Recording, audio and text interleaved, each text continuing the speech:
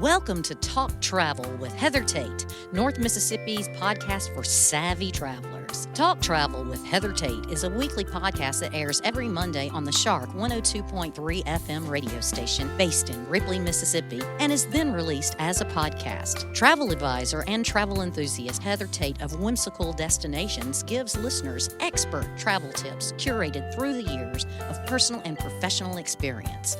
By clicking subscribe, you'll have a new travel tip to add to your collection delivered to your podcast library every Monday. Talk Travel with Heather Tate is brought to you by Sun Bear Studio. Sun Bear Studio is a boutique recording studio in the heart of Ripley, Mississippi. When you record with us at Sun Bear Studio, we can mix, master, register, and publish your music, your podcast, or your family story. Email us when you're ready at sunbear@jc.media. Good morning, Northeast Mississippi travelers. This is Heather with Talk Travel with Heather Tate, and I am so excited to share my adventures and tried and true tips with you, whether you are also a seasoned traveler, a hopeful traveler, or currently an armchair traveler, meaning you're going to follow along with us from home for now. This is our 111th episode of Talk Travel with Heather Tate, and we're going to do something a little different this week. And if it works out and you guys like it, we may choose to do this more often, maybe once a month, maybe every other month. But what I wanted to do today is to do a Q&A. And I say that because every day I am getting questions from clients, past clients, future clients, potential clients who have so many questions about travel, where they want to go, what they want to do, if they're already booked when it comes to packing, every step of the process. Some of these questions need time to answer them. They're going to be in depth, but others are going to be simple answers. And I've noticed that sometimes these questions get repeated multiple times. So I was thinking this would be a great time to share a little Q&A with you guys. So I had several of you on our Facebook group, Heather and Logan Tate, Whimsical Destinations. Several of you gave me some questions this past week that you would like to hear addressed. And then others are questions that I'm pulling from past guests who've asked me questions over the years to get us started. So let's just dive in. Very first one. How do you carry sunblock and carry-on luggage? Well, if you've listened to any of my episodes in the past, then you know that I am an advocate for carry-ons instead of doing checked bags whenever possible. When we went to England a couple weeks ago, all carry-on. Very proud of myself. First time I've ever gone to Europe with a backpack and a small carry-on suitcase per person, and that was it. And we actually had extra clothes on top of that. Even being there a week, we still had extra. But what about sunblock? When you're going to the Caribbean or you're going anywhere where you're going to need sunblock, it's really difficult when you have a 3.4 fluid ounce maximum per item to carry a bottle of sunblock. If you're doing checked luggage, not a problem. You just throw it in your checked bags, right? But a carry-on, a little more difficult. So how do I do that? Now, you have some options. Depending on where you're going, you could opt to buy your sunblock there. Now, if you're going to an all-inclusive resort or if you're going on a cruise, I will tell you the gift shops there will have a huge markup for that product because they know that's what a lot of people are going to want to do is buy it there. They've forgotten it. They've run out of it. They couldn't pack it because they had to throw it away because their bottle was too big for their carry-on. So even though you can do that, that's not really what I recommend. I buy the smaller travel size ones. Sometimes they can be the same price as the larger ones, but guess what? An $8 bottle of sunblock is better than a $30 bottle of sunblock. So yes, you can bring the travel size ones, and you can have more than one. So even though you couldn't have you couldn't have one 6-ounce bottle, you can have 2 3-ounce bottles. Does it make sense? I don't make the TSA rules, but you can have more than one small bottle. You can also have a big bottle that you pour into the travel size ones, like you squeeze into travel size bottles. So you're not buying the travel size sunblock, you're making your own travel size sunblock by changing the container. That is actually a more affordable way to do that. The other way will be if you're going somewhere where you're staying on property at a resort, to get it on the way to the resort. There will be, shops leaving the airport, like their version of a of a Walmart. So it's not going to be a Walmart, but maybe their gas stations are going to have them there. Like they might have like a catch-all, like an everything type shop, a drugstore. You can get your sunblock there. It'll be a lot more affordable than waiting till you get on property. Okay, more questions. Do wipes count as liquids with carry-on? This is a great question. It's one that I got very recently. I haven't thought about like a makeup remover wipe. Are you counting the fluid ounces because they're wet wipes, they're not dry wipes? And I had a client she's getting ready to go to the UK, and they're very strict when it comes to traveling back on that liquids policy where everything has to fit inside a clear quart size container. She didn't know if her wipes would count. And she actually found out that the wipes do not count in that liquid allowance in the quart size bag. All right, where do you get the best exchange rate? If you're leaving the country and you need to exchange your currency, where do you get the best exchange? The airport, a bank, your own bank versus a bank when you're there, the currency exchange, an ATM? Well, it was a great question because this is something that Logan, my husband, and I actually experienced when we were in England. We have done this multiple ways. We have ordered foreign currency before we've left, like when we've gone to Europe and we wanted euros, we've ordered them through our bank, and you do pay an exchange rate, but it's usually going to be more favorable when you're working with your own bank. Actually, we found that the airport, which you would think that the airport would have a high percentage that they're going to charge you, like a convenience percentage, and they do, but it wasn't as bad as when we did the currency exchange out of the airport. We tried that and we realized that was not the best way to go. I've had another guest tell me that they used an ATM with their bank. They traveled with their debit card. Their bank knew that they were traveling with the debit card.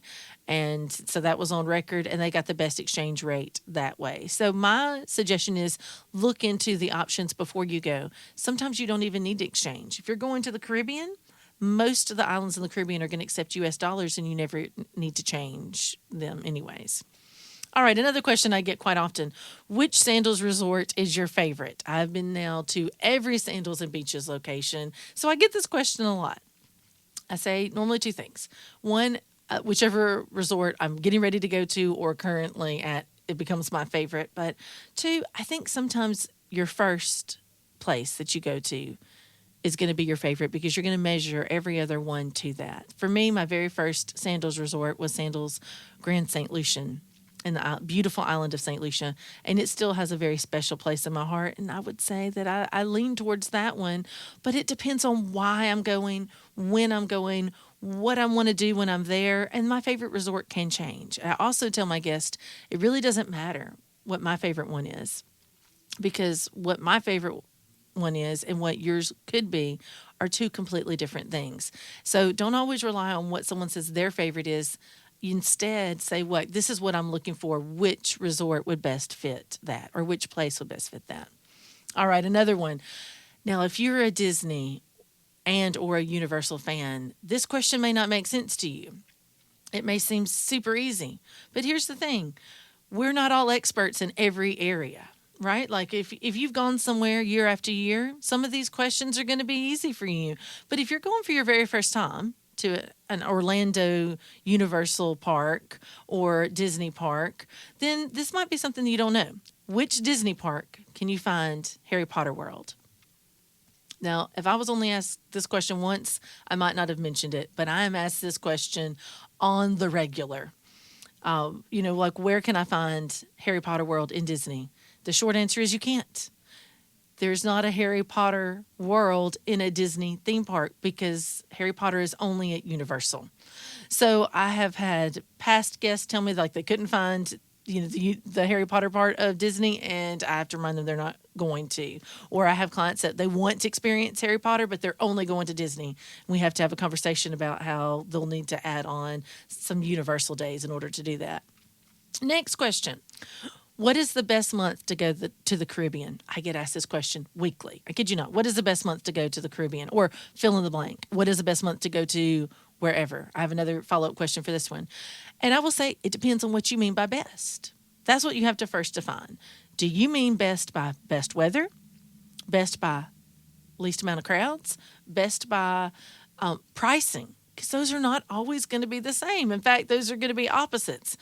It is known that prime weather in the Caribbean is going to be January, February, March, and April. That's when most of the world is cool, and everyone wants to flee to the Caribbean where the weather is amazing and it's not in hurricane season, which means it's going to be the most crowded and the highest pricing. Everyone is always caught off guard for that the first time that they check prices in January and February thinking it's going to be off time, and the prices are $1,500 to $2,000 more than they would have been if they had gone in the fall. If you mean best weather, January, February, March, and April are when you want to go. If you're wanting off-season and best pricing, right now is when I recommend going to the Caribbean. A personal favorite of mine, I'll let you in a little secret, is early to mid-December. Message me and I'll tell you why. Okay, what about the best month to go to Europe? I just got this question on our Facebook group today, and it's a great question. So when is the best time to go? I have been to Europe multiple times. I have been in March, May, June, August, and I think that might be, did I say July? Yes, I've been, so most of the summer. So March through July, I think, or August when I've been. I have found March to be the best pricing. If you go during a shoulder season, like I'm going to go to Europe in September sometime too, because September is a fantastic month to go. I also would like to go for the Christmas market, so December is going to be on my list in the future too. But we have been to Europe several times in March and got amazing deals for spring break. It was actually more affordable for us to go to Europe for spring break a couple of years than it was to go to Disney for spring break, even with flights being as they are. It was still better priced for us. So if you can go shoulder season, which means avoiding the summer, because that's when you're going to pay the most, and that's when there's going to be the most crowds. But you often have the best weather, too. So, again, you have to decide, what do you mean by best? Pricing, crowds, or weather? So that will determine when you think the best months to go. But I would say shoulder season, March and April, maybe early to mid-May, and then waiting until September if at all possible. Okay, time for just one more question, and this is one I'm going to get to, and then we have several more I'm going to have to save for another episode. So where do you order passports, or how do I get started on getting my passports? There's several places you can get them. Sometimes you can at your city hall. Personally, we go to a post office. I recommend, like if you live in the Tupelo area, we go to Thomas Street Post Office. That's where I've gotten my passports from the very beginning. They'll actually take your picture there. You can get your picture taken at a Walgreens or CVS, but there's a lot of requirements when it comes to what your passport photo will look like. And if you go somewhere that is established, that takes the photos regularly, you're going to have a better experience where they know exactly how your picture is supposed to look. And I've had the best luck with that, actually going to a post office where you just make an appointment and then you show up. And I recommend expediting, because then they'll come back even quicker. But right now, if you were to go order your passport, they're coming in 2 to 4 weeks standard. So it's a great time to order your passports now, even if you're not planning to travel until next year. That's all the time we have for this week's episode of Talk Travel with Heather Tate. Thank you so much for tuning in. Remember, life is a great adventure, but it is what you make of it. Take that trip. Make those memories. Life is short. You won't regret it. This show is made possible by JC Media, LLC in Ripley, Mississippi. JC Media owns the Shark 102.3 Classic Rock FM radio station where the show is hosted, and Sun Bear Recording Studio where the interviews are recorded. We need your feedback and support. If you listen to the podcast on a player like iTunes, Google Podcasts, or Amazon Music, please subscribe to the show and leave us a review. We also have an email in which you can share your feedback. That email is theshark1023@gmail.com. Subscribe to our podcast on your favorite app or stream episodes online at shark1023.com/podcasts. Today's episode was produced by Melinda Marsalis. It was edited by Rick Williams and engineered by Chris Marsalis. The podcast technician is Joyce Grady.